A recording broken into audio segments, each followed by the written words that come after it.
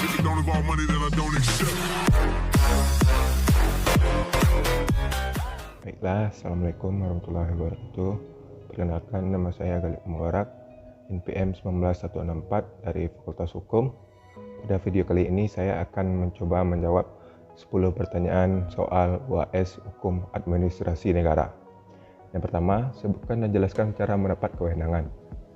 Cara mendapat kewenangan ada 3, yaitu atribusi, merupakan pemberian kewenangan pemerintah oleh pembuat undang-undang kepada organ pemerintah. Yang kedua, delegasi, yaitu pelimpahan wewenang pemerintah dari satu organ pemerintah kepada organ pemerintah lainnya. Yang ketiga, mandat, terjadi ketika organ pemerintah mengizinkan kewenangan dijalankan oleh organ lain atas namanya. Yang kedua, apakah yang dimaksud dengan keputusan tata usaha negara atau KTUN? KTUN adalah suatu penetapan tertulis yang dikeluarkan oleh badan atau pejabat tata usaha negara yang berisi tindakan hukum tata usaha negara yang berdasarkan peraturan perundang-undangan yang berlaku, yang bersifat konkret, individual, dan final, yang menimbulkan akibat hukum bagi seseorang atau badan hukum perdata. Ketiga, jelaskan apa yang dimaksud dengan KTUN. Yang pertama, KTUN bersifat konkret.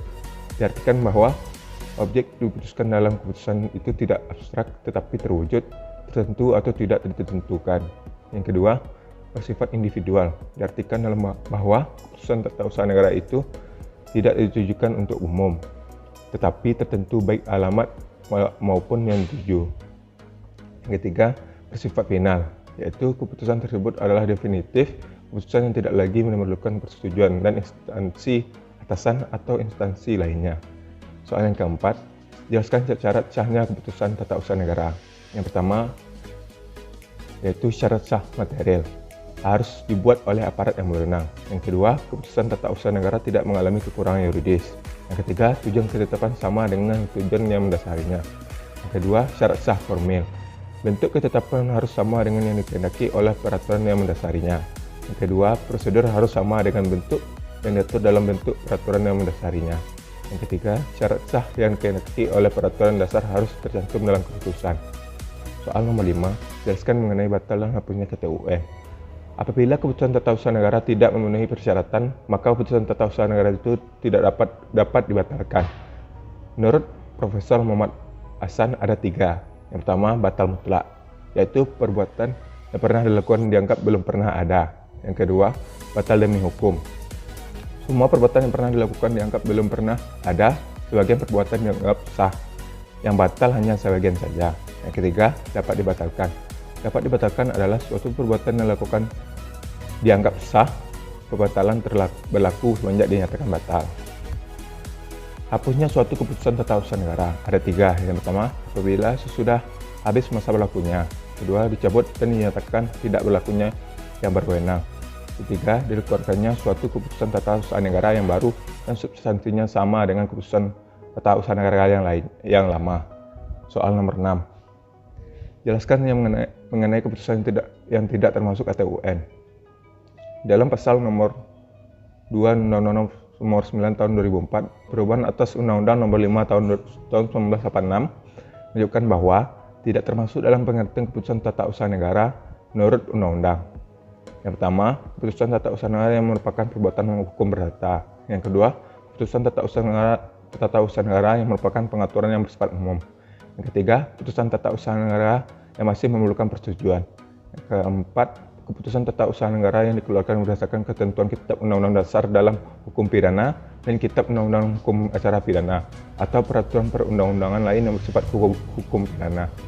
Yang kelima, keputusan tata usaha negara yang dikeluarkan atas dasar hasil pemeriksaan Badan Peradilan berdasarkan ketentuan peraturan perundang-undangan yang berlaku.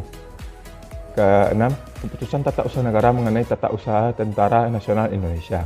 Yang ketujuh, keputusan Komisi Pemilihan Umum baik di pusat maupun di daerah mengenai hasil pemilihan umum. Selanjutnya, soal nomor 7, jelaskan apa yang dimaksud dengan azas-azas umum pemerintahan yang baik. Azas-azas umum pemerintahan yang baik adalah azas-azas yang dijadikan sebagai dasar atau tata cara dalam menyelenggarakan pemerintahan yang baik. Yang dengan cara demikian menyelenggarakannya pemerintah itu menjadi baik, sopan, adil, dan terhormat, bebas dari kezaliman, pelanggaran peraturan, tindakan penyalahgunaan wewenang, dan tindakan sewenang-wenangnya. Nomor 8, jelaskan kedudukan AAUPB dalam sistem hukum. Berdasarkan pendapat Van Wyk atau William Congerbel dan Tenberg tersebut terdampak bahwa kedudukan AUU PB dalam sistem hukum adalah sebagai hukum tidak tertulis. Oleh karena itu, Jazim Hamidi menyatakan bahwa sebagian AAU PB masih merupakan azas hukum dan sebagian lainnya telah menjadi norma hukum dan kaidah hukum. Selanjutnya soal nomor 9, jelaskan arti penting dalam fungsi AAU PB. Terbagi 4. Yang pertama, bagi administrasi negara, bermanfaat sebagai pedoman dalam melakukan penafsiran dan penerapan terhadap ketentuan-ketentuan perundang-undangan yang bersifat sumir, samar, dan tidak jelas. Yang kedua, bagi warga masyarakat, sebagai pencari keadilan tercantum dalam pasal 53 ayat 2 Undang-Undang Nomor 51 Tahun 2009 bahwa AAU PB dapat digunakan sebagai dasar gugatan di PT UN. Yang nomor 3, bagi hukum TUN dapat digunakan sebagai alat menguji dan membatalkan keputusan yang dikeluarkan oleh badan atau pejabat tata usaha negara. Yang terakhir, bagi legislatif yaitu berguna dalam merancang undang-undang. Soal yang terakhir, jelaskan AAU PB yang diatur dalam Undang-Undang Nomor 30 Tahun 2014 tentang administrasi negara.